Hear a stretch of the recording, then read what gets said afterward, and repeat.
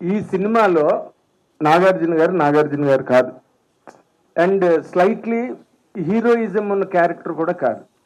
చిన్న villainish touch ఉంటుంది ఫిల్మ్లో, తర్వాత మళ్ళీ గిల్టీ క్యారెక్టర్ కింద టర్న్ అవుతుంది, లాస్ట్ ఫైనల్గా సాక్రిఫైజింగ్ రోల్గా ఎండ్ అయింది సినిమాలో. మీరు ప్రధానంగా ఈ క్యారెక్టర్ని ఎంచుకోవడానికి కారణం ఏంటి? What is your personal experience as an actor has done n number of characters in the career? ప్రధానంగా ఈ క్యారెక్టర్ని ఎంచుకోవడానికి కారణం శేఖర్ కమలానే. ఆయనతో పనిచేయాలి, ఆయన మీద ఉన్న నమ్మకం. ఎందుకంటే ఆయన సినిమాలు అన్నీ చూశాను, almost everything I have seen. ఆయన క్యారెక్టర్స్ని ఎంత బాగా జస్టిఫై చేస్తారో తెలుసు. ఈ కథ వినగానే నాకు అనిపించింది నాది మెయిన్ క్యారెక్టర్ అని. ఎవ్రీబడి నా చుట్టూ తిరుగుతున్నారని, స్టార్టింగ్ నుంచి ఎండ్ వరకు. మేబీ స్క్రీన్ ప్లేస్ స్పేస్ ఇంకోళ్ళకి ఎక్కువ ఉండొచ్చు, but that is not the criteria. నాకు ఈ కథ వినగానే this is Deepak's film from start to ending. కథ వినగానే అండ్ శేఖర్ చెప్పినప్పుడు కూడా అలాగే చెప్పాడు నాకు. ఈ క్యారెక్టర్ ఆర్క్ చాలా బాగుంది, సో నాకు అది బాగా నచ్చింది. ఇప్పుడు జిమ్ సౌరభ్ గారి arc, gym Saurabh did a fantastic job. But ఇది ఆర్క్ ఒకటే వెళ్తుంది. అలాగే ధనుష్ గారిది ఇట్స్ ఓన్లీ 2. హోమ్లెస్, అక్కడి నుంచి ఎడ్యుకేట్ అవటం, మైండ్లో ఒక గిల్ట్ కాంప్లెక్స్ కానీ ఇది కానీ అది ఇది సాక్రిఫైజింగ్ కాంప్లెక్స్ కానీ ఏమీ లేదు. ఆ క్యారెక్టర్ వెరీ ఇన్నోసెంట్ క్యారెక్టర్, ఒకటే గ్రాఫ్లో వెళ్తుంది, సింగిల్ లైన్లో వెళ్తుంది. నా క్యారెక్టర్కి శేఖర్ గారు 3 షేడ్స్ ఇచ్చారు యాక్చువల్గా. So they are 3 shades. So అందుకనే ఈ క్యారెక్టర్ బాగా నచ్చి చెప్పినగానే వెంటనే నేను చేశాను ఈ క్యారెక్టర్.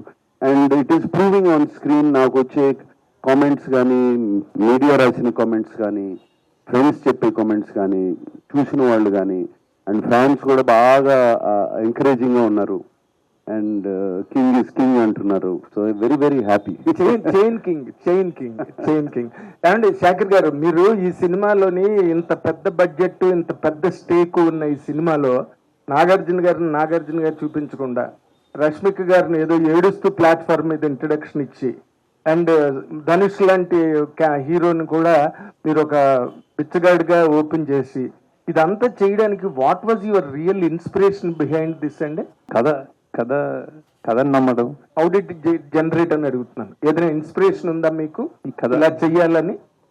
ఏదండి దీని ఈ కథ పుట్టుక నేను ఏం చెప్పను. ఎందుకంటే నేను జనరల్గా అంటే ఏదో సినిమానా, ఏదో నవల, ఏదో కథ చదివి చేశానా అని అనలేను నేను.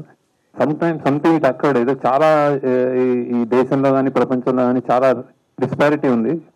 అతి గొప్ప వాళ్ళు ఒకళ్ళు, అతి సామాన్యులు ఒకళ్ళు, మధ్య తరగతి వాళ్ళు ఒకళ్ళు, చాలా అంటే ఒక క్లాస్ డిఫరెన్సెస్ బాగా పెరిగిపోతున్న నేపథ్యంలో సంథింగ్ చెప్పొచ్చేమో అని ఒక థాట్ నుంచి పుట్టినది. అంటే అత్యంత గొప్ప వాడికి అత్యంత పేదవాడు అండ్ మధ్యలో ఇంకో ప్రపంచం, ఇది చూపించే ఒక ఐడియా వచ్చి ఇది కథ పుట్టింది అలా. ఓకే. బట్ ఆ తర్వాత వీళ్ళందరూ అంటే నేను ఎవరికి చెప్పినా, నాగార్జున గారికి చెప్పినా కానీ, ధనుష్ చెప్పినా కానీ, రష్మికకి చెప్పినా కానీ, ఇది స్క్రిప్ట్, ఇది పాత్రలు.